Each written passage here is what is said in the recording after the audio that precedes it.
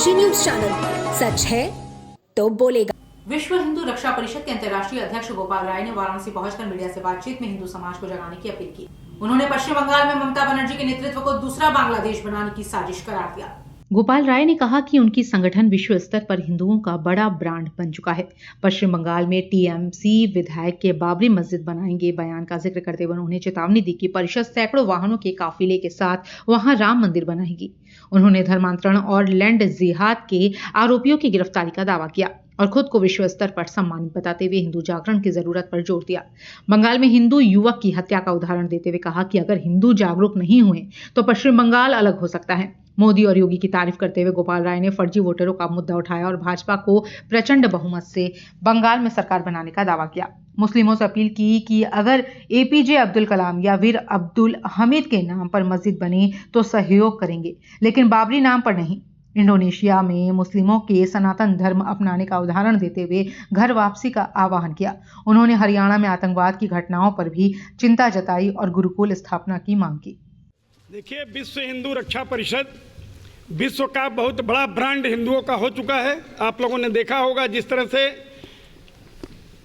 पश्चिम बंगाल में एक टीएमसी का विधायक ने जब जवाब देने का काम किया कि हम बाबरी मस्जिद बनाएंगे, तो निश्चित रूप से विश्व हिंदू रक्षा परिषद ने सैकड़ों गाड़ियों के काफिले के साथ निकाल करके कि हम वहीं पर प्रभु श्री राम का मंदिर बनाएंगे। ये अगर टक्कर कोई दे रहा है तो निश्चित रूप से विश्व हिंदू रक्षा परिषद, जो विश्व के सबसे बड़े धर्मांतरण, लव जिहाद और लैंड जिहाद का आरोपी जमालुद्दीन उर्फ छांगुर बाबा की गिरफ्तारी कराया।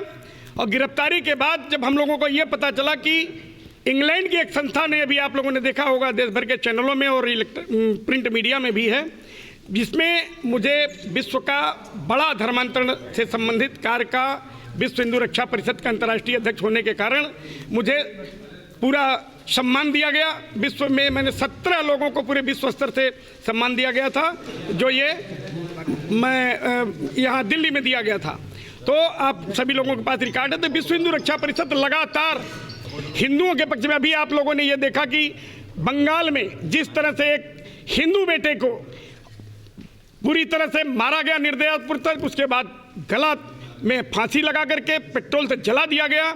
वास्तव में हिंदू कौम को जागने की जरूरत है। क्या यह आवश्यक नहीं है कि भारत में अगर हिंदू नहीं एकत्रित होता है तो निश्चित रूप से जैसे भारत को काट करके पाकिस्तान और बांग्लादेश बन गया, उसी तरह से पश्चिम बंगाल भी जो ममता बनर्जी के नेतृत्व में चल रहा है, वह भी निश्चित रूप से बांग्लादेश दूसरा बनने की तैयारी कर रहा है। मोदी योगी को मैं बहुत नमन करता हूं कि इन लोगों की वजह से आज हमारे भारत का हिंदू कम से कम साथ ले रहा है, लेकिन हिंदू जागरूक नहीं है। क्योंकि ये मतदाता सूची जो चल रही है, आपने देखा होगा कि कई ऐसे बांग्लादेशी हैं जो लखनऊ से लेकर के देश के विभिन्न जनपदों में विभिन्न नामों से रह रहे हैं और 3-3 उनके वोट हैं बांग्लादेशी।